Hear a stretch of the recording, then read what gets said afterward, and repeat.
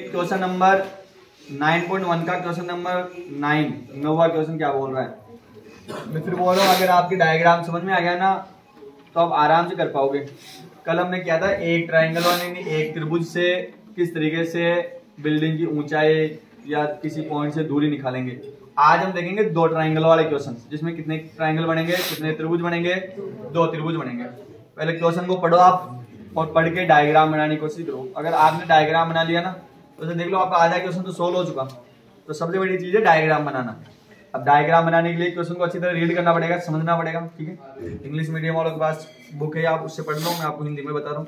और डायग्राम बनाने के लिए तो समझना आपको हिंदी में पड़ेगा। तो देखिए क्या बोला गया इसमें, एक मीनार है, मतलब एक कोई बिल्डिंग है, एक उसके पास बिंदु यानी फुट पॉइंट से मान लो ये कोई मीनार है। अब मीनार तो ऐसी होगी ना, अगर कोई बिल्डिंग है तो बिल्डिंग तो खड़ी हुई होगी। अब फुट पॉइंट का मतलब क्या होता है, इसका पाव यानी कि बिल्कुल नीचे वाले पॉइंट से। तो इसके फुट पॉइंट से एक भवन, एक और दूसरी बिल्डिंग है, ठीक है। ये तो कोई चैनल था, कोई मतलब कोई टावर था एक, तो एक टावर से एक कोई वापिस क्या है, एक बिल्डिंग है, एक क्या है आपके पास बिल्डिंग। तो उसके शिखर यानी टॉप का उन्नयन कोण, देखिए बिल्डिंग होगी इससे थोड़ी बड़ी होगी। अब मेरे को कैसे पता चला सर ये बड़ी जो बिल्डिंग होगी वो बड़ी होगी, बताओ देखें, है होगी क्या, बताओ देखें भाई। ये छोटी भी तो हो सकती है, आप बोलोगे सर ये इतनी भी तो हो सकती है और ये बड़ी भी हो सकती है क्या। तो आप क्वेश्चन को पढ़ो, आपको पता चल जाएगा, पूरा पढ़ो एक बार देखें। तो क्या बोला गया, इसके फुट पॉइंट से भवन के शिखर का उन्नयन कोण 30 डिग्री है और भवन के पाद बिंदु से मीनार के शिखर का उन्नयन कोण, मतलब आप किसी को भी बड़ा मान सकते हो, इसमें कोई वो इतना दिया हुआ नहीं है, ठीक है। तो मैं मान लेता हूँ बराबर मान लो या कैसे मान लो, आप बड़ा छोटा मान लो, तो मान लिया। अब क्या बोल रहा है, ये यहां से अगर ये एंगल देखा जाता है ना, तो यहां से जो एंगल है वो कितना डिग्री दिया हुआ है आपको, कितने डिग्री दिया हुआ है, 30 डिग्री दिया हुआ है। कितने डिग्री दिया हुआ है, यानी कि एक मीनार थी, उसका फुट पॉइंट था, उससे बिल्डिंग का जो शिखर है यानी टॉप है उसका जो उन्नयन कोण है वो कितना है, 30 डिग्री है। कितने डिग्री है, 30 डिग्री है। कितने डिग्री है, क्लियर है। अब आगे आपको क्या दिया हुआ है वो देखो, आगे बोला हुआ है भवन के पाद बिंदु यानी कि फुट पॉइंट से, ये भवन था, इसका ये फुट पॉइंट था, इसके फुट पॉइंट से शिखर का, मीनार के शिखर का उन्नयन कोण यानी कि जो आपका जो टावर है इसके शिखर का उन्नयन कोण यानी कि एंगल ऑफ एलिवेशन दिया हुआ है 60 डिग्री। कितना दिया हुआ है। अब इससे मेरे को पता चल रहा है कि ये ऊंची होगी। अब कोई ऐसे बोला सर कैसे, आपको कैसे पता चला, क्योंकि यहाँ पे बनने वाला एंगल क्या है 60 डिग्री है, बड़ा है। अब आप बोले सर इससे क्या फर्क पड़ा, आप मुझे बताओ। जैसे मान लो कोई इस साइड पे, अब इस साइड पे तो मेरे को आंखों को थोड़ा ऊपर कम तिरछा करना पड़ेगा। मान लो ये थोड़ा सा ऊपर हो जाएगा तो मेरे को तिरछा ज्यादा करना पड़ेगा, यानी कि अगर कोई भी ऊपर रहेगा, जैसे मान लो कोई छोटा आ रहा है तो आप बराबर में कर पाओगे, अगर इक्वल आ रहा है, और कोई ऊपर आएगा तो आपको वैसे ऊपर देखना पड़ेगा। यानी जो जितना ऊपर होता है ना उसके लिए एंगल क्या होता रहता है, बढ़ता रहता है। एंगल क्या होता रहता है। अब इसमें क्या दिया हुआ वो देखिए, इसमें दिया हुआ है कि मीनार की ऊंचाई यानी हाइट ऑफ जो अपने जो हाइट ऑफ टावर है वो 50 मीटर दे दिया। कितना दे दिया, ये 50 मीटर दे दिया आपको, ठीक है, इसकी हाइट। अब क्या निकालना है आपको, तो आपको निकालना है तो भवन की ऊंचाई याद कीजिए। किसकी ऊंचाई याद कीजिए, तो ये आपको ये एच निकालनी है इसकी, ठीक है। इसको H1 मान लो, इसको H मान लो नॉर्मल। अब कैसे निकालोगे, पहले मैं बोल रहा हूँ इसमें दो ट्राइंगल बन रहे हैं क्या, नाम ले दो आप इसको मैं नाम ले रहा हूँ ABCD। अगर आपका डायग्राम बन गया तो आधे ज्यादा क्वेश्चन आपका सोल्व हो चुका। अब इसमें दो त्रिभुज बना रहे हैं, दो ट्राइंगल, उन दोनों को अलग अलग करो, ठीक है। देखो कौन सा बन रहा है, एक तो बन रहा है ABC बन रहा है क्या, क्लियर है। और एक दूसरा कौन सा बन रहा है, BCD बन रहा है। अगर आपको कंफ्यूजन होती है तो आप दोनों त्रिभुजों को, दोनों ट्राइंगल को अलग अलग भी बना सकते हो। कैसे, तो मैं इस ट्राइंगल को बना लेता हूँ अलग, ये मैंने बना लिया कौन सा ट्राइंगल ABC। मेरे को ये ट्राइंगल बनाना था तो ये मैंने ट्राइंगल बना लिया कौन सा BCD। यहाँ पे ये कोण कितना था, देखो यहाँ पे ये कोण कितना था इसमें 60 डिग्री, तो 60 डिग्री कर दो। यहाँ पे ये कोण कितना था 30 डिग्री, तो 30 डिग्री कर दो। बोलो कोई प्रॉब्लम है क्या। अब आप क्या करो, कोई से भी एक ट्राइंगल का यूज कर सकते हो, दोनों ट्राइंगल का यूज करना है वैसे तो आपको, ठीक है। तो पहले मैं इस ट्राइंगल से इस ट्राइंगल में टेन थीटा लगाने की कोशिश करता हूँ। दो ट्राइंगल आ जाए ना जब भी, तो पहले कोई से भी ट्राइंगल में आप लगा सकते हो, अधिकतर छोटा ट्राइंगल हो उसमें लगाने की कोशिश करो। अब इसमें छोटा ट्राइंगल कौन सा दिख रहा है आपको, जिसमें कोण कम है वो छोटा ट्राइंगल होगा, ठीक है। हालांकि किसी में भी लगा सकते हो, पहले दूसरे किसी में भी लगा सकते हो, उसमें कोई प्रॉब्लम नहीं आएगी आपको, ठीक है। हालांकि मैं इसमें लगा रहा हूँ आपको, तो देखिए इसमें क्या लगाऊंगा, tan 30, थीटा की वैल्यू कितनी है इसमें, और tan 30 की tan थीटा बराबर क्या होता है, लंब बटा आधार, यानी perpendicular upon base, perpendicular upon base होता है क्या।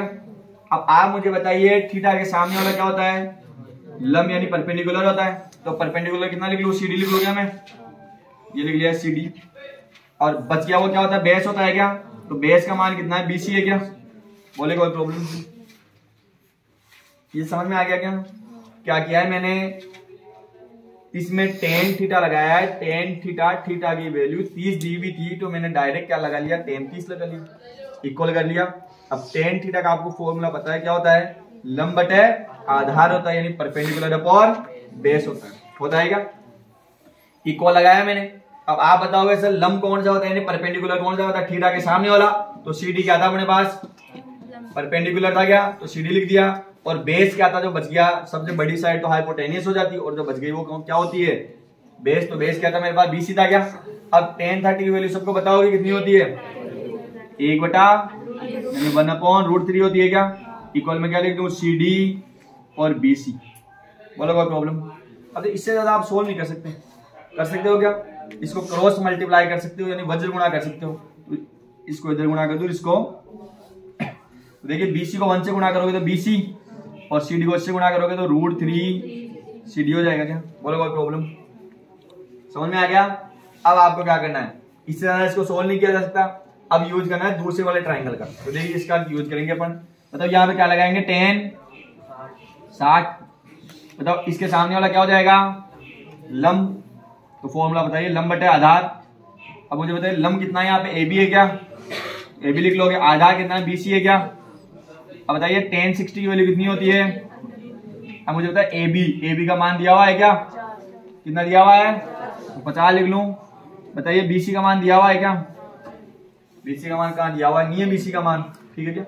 तो मुझे बताइए यहाँ से BC की वैल्यू निकाल सकता हूँ क्या मैं, अगर यहाँ से BC की वैल्यू निकालूंगा तो क्या आ जाएगी, BC बराबर आ जाएगा 50, ये तो उधर चला गया, और ये इधर आ जाएगा 50/√3, यानी 50/√3 आ जाएगा क्या।